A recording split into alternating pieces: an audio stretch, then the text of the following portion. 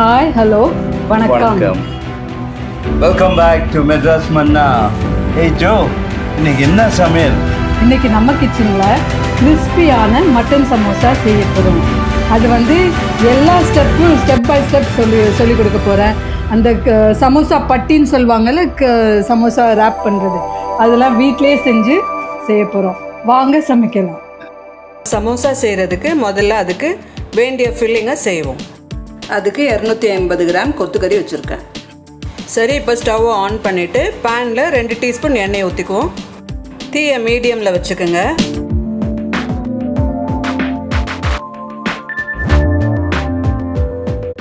எண்ணெய் சூடாகட்டும்.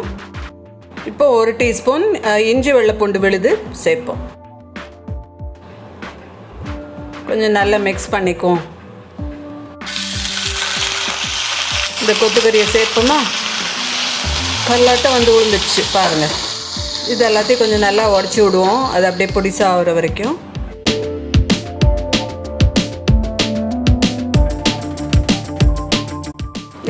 இது நல்லா உடச்சி விடுவோம். இப்போ கொஞ்சம் வெந்த கலர் வருதுல்ல, ப்ரௌன் கலரில்.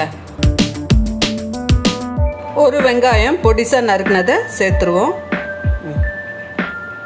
இதை கொஞ்சம் நல்லா மிக்ஸ் பண்ணிவிடுவோம். இங்கே 4 பச்சை மிளகா பொடிசாக வெட்டி வச்சுருக்கேன், நறுக்கி வச்சுருக்கேன். அதையும் சேர்த்துக்கும் மிக்ஸ் பண்ணிவிடுவோம். சாதாரணமாக நம்ம எண்ணெயில் வெங்காயத்தை போடுவோம்ல, இதில் அப்படி இல்லை. இதில் கறியில் வெங்காயத்தை போட்டு அதோட வாசனையே ஒரு வேறு மாதிரி நல்லாயிருக்கும். இப்போ ஃப்ளேமை குறைச்சிருவோம், தீயை குறைச்சிருவோம் கொஞ்சம். இப்போ ஒரு 1/2 டீஸ்பூன் மிளகாத்தூள் சேர்த்துருங்க. 1/2 டீஸ்பூன் சீரகத்தூளை சேர்த்துக்குங்க. 1/2 டீஸ்பூன் மிளகுத்தூள் சேர்த்துக்குங்க. 1 டீஸ்பூன் கரம் மசாலா பவுடர் அதையும் சேர்த்துக்குங்க. 1 டீஸ்பூன் சாட் மசாலா சேர்த்துக்குங்க. 1 டேபிள் ஸ்பூன், 1 மேஜக்கரண்டி மல்லி இருக்குல்ல, முழு மல்லி, அதை சும்மா இடித்து போட்டிருக்கேன். அது நல்ல ஒரு வாசனை கொடுக்கும். அப்புறம் கொஞ்சம் போல் மஞ்சத்தூள் அதையும் போட்டு எல்லாத்தையும் நல்லா மிக்ஸ் பண்ணி எடுங்க. அப்புறம் உப்பு, தேவையான அளவு உப்பு போட்டுக்குங்க. போட்டு எல்லாத்தையும் மிக்ஸ் பண்ணிவிட்டு, இங்கே நான் ஒரு முட்டையை அவிச்சு வச்சுருக்கேன். அதில் மஞ்சள் கருவை எடுத்துகிட்டு வெறுசாக வெள்ளையை மட்டும் பொடிசாக நறுக்கி போட்டிருக்கேன். எல்லாத்தையும் மிக்ஸ் பண்ணிவிட்டு மூடி வச்சு ஒரு 3 நிமிஷம் வேக வைப்போம். தீயை மிதமான இதில் வைங்க. 3 நிமிஷத்துக்கு அப்புறம் திறந்து பாருங்கள். அடுப்பை ஆஃப் பண்ணிவிடுங்க. அப்புறம் பொடிசாக நறுக்கின கொத்தமல்லியும் புதினாவும் சேர்த்துருங்க. மிக்ஸ் பண்ணி எடுத்துருங்க. நல்லா மிக்ஸ் பண்ணிவிட்டு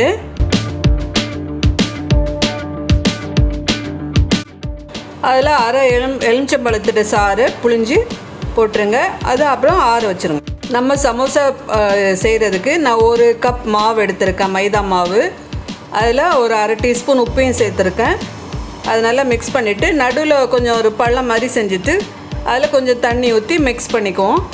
இதை கொஞ்சம் கொஞ்சமாக தண்ணி ஊற்றி, ஒரே தடியாக எல்லா தண்ணியும் ஊற்றாமல் கொஞ்சம் கொஞ்சமாக வேண்டிய அளவுக்கு தண்ணி ஊற்றி அப்படியே மிக்ஸ் பண்ணுவோம். அது நல்லா அப்படியே திரண்டு எல்லாம் ஒன்றடியாக சேர்கிற வரைக்கும் அது அப்படியே இந்த மாதிரி ஒரு பவுலில் எடுத்து நல்லா மிக்ஸ் பண்ணிக்கிட்டே வாங்க.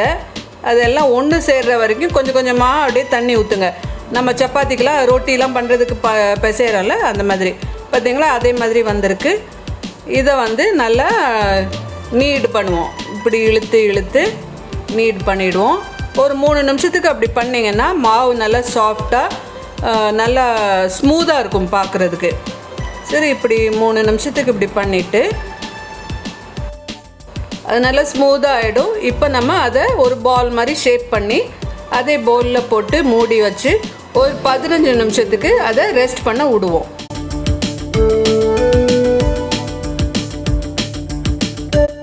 15 நிமிஷம் ஆயிடுச்சு. நம்ம மாவை எடுப்போம். அதை கொஞ்சம் அப்படியே ரோல் பண்ணிவிட்டு அது 4 போர்ஷனாக அதை பிரிச்சுருவோம், டிவைட் பண்ணிவிடுவோம். அதை 4 சமமான போர்ஷன் இப்படி 4 துண்டாக போட்டுருவோம். அப்புறம் இந்த 4 துண்டை சின்ன சின்ன பாலாக உருட்டி வச்சுக்குவோம். அதுக்கப்புறம் நம்மள்ட்ட கிச்சன் கவுண்டர் டாப்பில் தான் நான் இன்றைக்கி செய்கிறேன். அதில் கொஞ்சம் மைதா மாவு தூவி விட்டுட்டு இந்த மாதிரி ரவுண்டாக அதை அப்படியே உருட்டி எடுங்க. இந்த ரோலிங் பின்னை வச்சு சப்பாத்தி கட்டையை வச்சு நல்லா ரோல் பண்ணி எடுங்க. நல்லா எவ்வளோவுக்கு மெலிசா பண்ண முடியுமோ அவ்வளோவுக்கு மெலிசா பண்ணால் நல்லது. அப்படியே உருட்டி அதை ஒரு தட்டில் போட்டு வச்சுருங்க. இப்போ இது ரெண்டாவது இது நான் பண்ணுறேன். உங்களுக்கு அது ஒட்டாமல் இருக்கிறதுக்கு எப்போவுமே கொஞ்சம் மைதா மாவை லேசாக தூவி வச்சுக்கோங்க. அப்புறம் எல்லாம் பண்ண அவ்வளோ நாளையும் மறுபடியும் கவுண்டர் டாப் மேலே போட்டு அவ்வளோத்தையும் ஒன்றுக்கு மேலே ஒன்றா இப்படி வச்சுருங்க. பார்த்தீங்களா, இது மாதிரி அடிக்கி ஒன்றுக்கு மேலே ஒன்றா வச்சுட்டு அப்புறம் ஒரு ரவுண்டு பிளேட்டை வச்சு அதை கவுத்தி அது மேலே அந்த ஓரத்து இருக்குல்ல, ஓரமாக கத்தியால் வெட்டி எடுத்துருங்க. அப்போ உங்களுக்கு வந்து நல்ல ஈக்குவல் சைஸில் ரவுண்டு கிடைக்கும். பார்த்தீங்களா, இந்த ரவுண்டு 4ஐயும் அப்படியே பிரித்து ஒன்று ஒன்றா அந்த மாவு தெரிச்ச கவுண்டர் டாப்லேயே, கிச்சன் கவுண்டர் டாப்லேயே பிரித்து வச்சுருங்க. இங்கே நான் ஒரு தவா சூடு பண்ணி வச்சுருக்கேன். அது கொஞ்சம் சுடட்டும். தவா நல்ல சூடாக இருக்குது. இப்போ ஃப்ளேமை நான் வந்து குறைச்சி வச்சுருக்கேன், தீயை குறைச்சி வச்சுருக்கேன். இந்த சப்பாத்தி மாதிரி உருட்டி வச்சுருக்கோம்ல ரொட்டியை, அதை கொஞ்சம் லேசாக 2 செகண்ட் தான், அப்படி கொஞ்சம் லேசாக வெள்ளையாகிற வரைக்கும், அப்படியே ரொம்ப வேகணும்னு இல்லை, அரைவாசி கூட வேகணும்னு இல்லை, கொஞ்சம் தான் வேகணும், 2 செகண்ட். அது 2 செகண்டில் 2 சைட்லேயும் பெரட்டி எடுத்துருங்க. அதே மாதிரி நம்மள்ட்ட இருக்கிற 4 ரொட்டி மாதிரி பெரட்டி வச்சுருக்கோம்ல, அவ்வளோத்தையும் அந்த 2 செகண்டுக்கு ஒரு ரொட்டியும் 2 செகண்டுக்கு நீங்கள் அதை குக் பண்ணுங்கள். லேசாக தான் குக் பண்ணணும், லேசாக தான் வெள்ளையாக இருக்கணும். அது நல்லா துணி மாதிரி மடிக்கிற மாதிரி வரணும். அது ரொம்ப குக் பண்ணிட்டிங்கன்னா அது அப்படியே கிராக் ஆகி உடஞ்சிரும். அதனால் ரொம்ப லேசாக மெலிசான தீயில் லேசாக வெள்ளையாக வந்துட்டால் போதும். அந்த 4 ரவுண்டையும் 1 கப் மாவில் 4 ரவுண்டு வரும், நல்ல துணி மாதிரி வச்சு. அப்புறம் அந்த குக் பண்ணியிருக்கோம்ல அந்த ரொட்டியை, அதை வந்து எல்லாத்தையும் ஒன்று மேலே ஒன்று வச்சு இப்படி நான் வந்து ஸ்கேல் யூஸ் பண்ணி அது இப்படி வெட்டியிருக்கேன் 4. ஸோ இப்போ நம்மளுக்கு 16 பட்டி, இதுதான் அங்கே சமோசா பட்டின்னு சொல்கிறது. இப்படி தான் வரும். ஒரு இதுலேயும் 4 வரும். நம்ம 4 பாகமாக வெட்டியிருக்கிறதுனால ஒவ்வொரு இதுலேயும் 4 இருக்குது. நம்மளுக்கு 16 சமோசா கிடைக்கும் இன்றைக்கி. எண்ணெயை ஊற்றியிருக்கேன் கடாயில், நல்லா சூடாகட்டும். நம்ம இப்போ இந்த சமோசா எப்படி செய்கிறதுன்னு பார்க்கலாம். சமோசா பண்ணும்போது நம்மளுக்கு அது ஒட்டுறதுக்கு வேணும் கம் மாதிரி. அதனால் இங்கே ஒரு சின்ன பவுலில் ஒரு 1.5 டேபிள் ஸ்பூன் மைதா மாவு எடுத்திருக்கேன். அதில் கொஞ்சம் கொஞ்சமாக தண்ணி சேர்த்து ஒரு பேஸ்ட் மாதிரி செய்கிறேன், திக்காக கட்டியாக. அப்போ அது கம் மாதிரி அதை ஒட்டுறதுக்காக யூஸ் பண்ணுவேன். இப்போ இந்த முக்கோணம் இருக்குல்ல, இந்த சமோசா பட்டி, இதை ஒரு சைட்லேருந்து ஒரு மடிப்பு கொடுங்க. அதுக்கப்புறம் அடுத்த சைடை அதுக்கு மேலே மடிங்க. இப்போ பாருங்கள், பாக்கெட் மாதிரி வந்திருக்கு. இதில் தான் நம்ம வந்து போடுவோம் ஃபில்லிங்.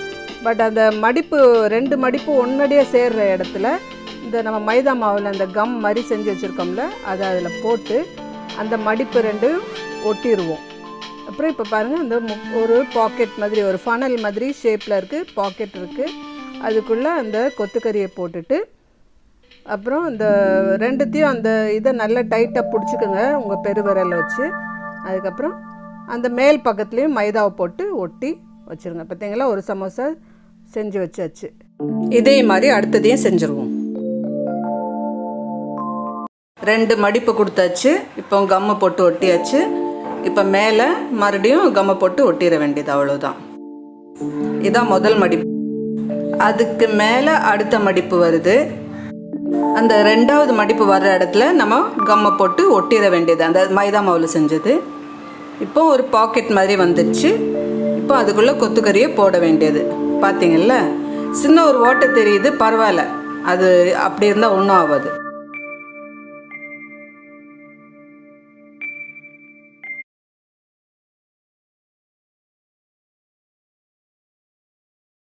வீடியோவில் காட்டின மாதிரி எல்லாத்தையும் செஞ்சு எடுத்துருங்க. எண்ணெய் சூடாயிடுச்சு, நம்ம போட்டுருவோம். ஸ்டவ்வை மீடியம் ஃப்ளேம்லேயே வைங்க, மிதமான சூட்லேயே வைங்க. இப்போ நான் 4 போட்டு எடுக்க போகிறேன். ரொம்ப நிறைய இடம் இருந்துச்சுன்னா நீங்கள் 5 கூட போடலாம். சரி, இது நல்லா பொரியட்டும். நம்ம இந்த சமோசா பட்டி செஞ்சோம்ல மாவு, அதே மாவை சதுரமாக வெட்டி நீங்கள் வந்து ஸ்ப்ரிங் ரோல்ஸ் கூட செய்யலாம். ஸ்ப்ரிங் ரோல்ஸ்க்கு சதுரமாக வெட்டணும் மாவு, அவ்வளோதான். 8 நிமிஷம் ஆச்சு இந்த மாதிரி கோல்டன் ப்ரௌனாக வர்றதுக்கு. பார்த்தீங்களா என்ன அழகாக இருக்குது. இதை நம்ம பக்கத்தில் இந்த ட்ரேயில் போட்டுருவோம். இந்த எண்ணெயெல்லாம் வெளியில் வர்றதுக்காக இந்த ஃபயர் ரேக்குன்னு சொல்லுவாங்க. இதை இந்த இதில் போட்டிங்கன்னா இந்த எண்ணெயெல்லாம் வடிஞ்சிரும். அண்ட் சமோசாவும் நல்லா கிறிஸ்பியாகவே இருக்கும். ஏன்னா அது வேர்க்காமல் அப்படி இருக்கிறதுனால கிறிஸ்பியாக இருக்கும். இந்த இதில் இந்த மாதிரி ட்ரே வாங்கிக்கிட்டிங்கன்னா, இது ஃபயர் ரேக் வாங்கினீங்கன்னா பார்த்தீங்களா எல்லாத்தையும் சுட்டு எடுத்துருக்கேன், பொரிச்சு எடுத்துருக்கேன். இப்போ பாருங்கள் எவ்வளோ கிறிஸ்பியாக இந்த சத்தம் வருது, கேட்குதா? நம்ம வீட்டிலேயே செஞ்ச கிறிஸ்பியான மட்டன் சமோசா ரெடி. பார்த்தீங்களா? அதான் டேஸ்ட் பண்ணி சொல்கிறீங்களா எப்படி இருக்குன்னு? பார்க்க என்ன நல்லா இருக்கு. இது அவ்வளோ வீட்டிலேருந்து செய்திருக்கோம். அந்த outside covering, inside filling எல்லாம்.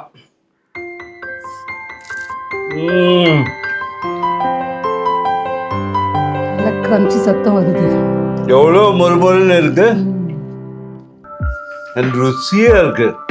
ஃபில்லிங் ரொம்ப ருசியாக இருக்கு. அவ்வளோத்தையும் சாப்பிட்டுருவேன். நம்ம வியூவர்ஸ்க்கு பிரியமா இருக்கும்ல? நிச்சயமா. என்னாட்டா நல்ல திங்கிறவங்க கப்பல்காரங்கெல்லாம் கொஞ்சம் பார்த்து சாப்பிடுங்க. வெயிட்ட பார்த்துக்கணும். நீனும் கொஞ்சம் சாப்பிடு.